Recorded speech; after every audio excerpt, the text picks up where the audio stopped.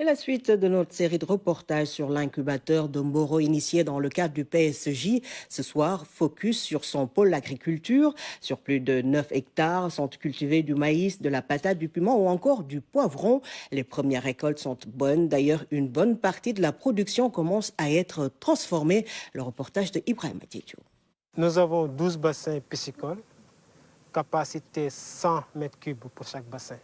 Alun Kouyaté, ingénieur agronome zootechnique formé à l'École nationale supérieure d'agriculture de Thiès, est le responsable des productions animales de l'incubateur de Mboro. Il gère ce projet pilote avec l'aide de 2 ouvriers aquacoles. Nous faisons de l'élevage des 2 espèces de poissons d'eau douce, le tilapia et le poisson-chat. Au total, nous avons 8240 tilapia. Et pour les poissons-chats, le calarias, nous avons 10 240 qui sont répartis dans les 6 bassins. La production peut se faire en 2 cycles et les prévisions peuvent atteindre un taux de rentabilité assez considérable. Nous avons démarré le travail le 14 février. Donc nous sommes, concernant les tilapia, c'est d'arriver à produire des poissons marchands de 350 grammes, ce qui nous fera, si nous arrivons à empoissonner les 6 bassins qu'on a réservés pour le tilapia, une production de 4,2 tonnes. Si nous raisonnons avec 350 grammes. Pour le poisson-chat, l'hypothèse basse, c'est d'arriver à des poissons de 950 grammes, ce qui nous fera une capacité productive par cycle de 14 tonnes de 250 kg. Des débuts prometteurs. À l'image de ce qui se fait dans la pisciculture, Babacar Niasse déploie toutes ses connaissances sur ses champs. 9 hectares pour 15 parcelles.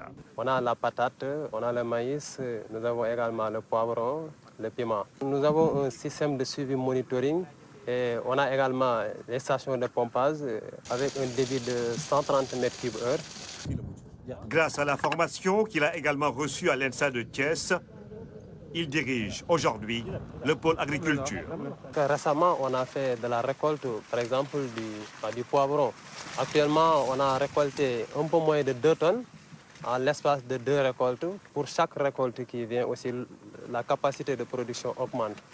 Avec du matériel high-tech qui aide à la prise de décision, capteurs ou drones, on est en plein dans l'agriculture intelligente. On a un calendrier d'irrigation à respecter journalier. Donc de ce fait, avec les parcelles qu'on doit irriguer, on utilise le drone pour faire la programmation en fonction de ces parcelles. C'est ce drone qui participe à l'irrigation de ce champ de maïs dont la production est attendue dans les prochains jours. C'est de l'agriculture de précision et c'est au niveau de l'incubateur de Mboro. Marcher sur ces terres, c'est comme marquer un grand pas pour l'histoire. Parce que nous sommes justement avec la mer nourricière pour l'autonomie et la souveraineté alimentaire, et le contexte l'impose sans doute à ces pays qui ont une vision claire sur la relance de leur économie.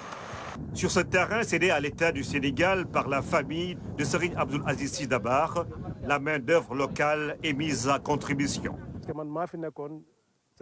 J'ai vécu ici pendant presque 15 ans, il n'y avait rien, juste quelques arbres qui produisaient des fruits sauvages. Avec l'incubateur, j'ai été formé en technique d'irrigation. Je dirige une équipe avec des ouvriers qui viennent des villages environnants. Responsable du volet arboriculture, Mansour gagne actuellement plus que le quintuple de ce qu'il percevait avant ce projet. La terre est fertile, les premières récoltes l'attestent et offrent de bonnes perspectives. De l'agriculture bio qui sera promue et enseignée aux futurs pensionnaires de l'incubateur de Mboro. D'ici le mois de juin, c'est d'installer donc 2 unités qui vont avoir une capacité de production de 10 mètres cubes de biogaz par jour et 100 tonnes qui peuvent satisfaire les besoins de fertilisation du champ. Nous allons donc former les jeunes effectivement dans des systèmes autant domestiques qu'industriels pour permettre effectivement la création d'entrepreneurs techniquement outillés, capables de pouvoir installer les digesteurs, mais également de pouvoir assurer la maintenance de ces installations.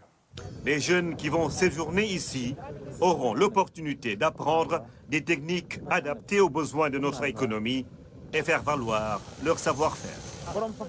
La suite demain, grand format sur l'incubateur technologie du PSJ, le programme de soutien à l'entrepreneuriat des jeunes.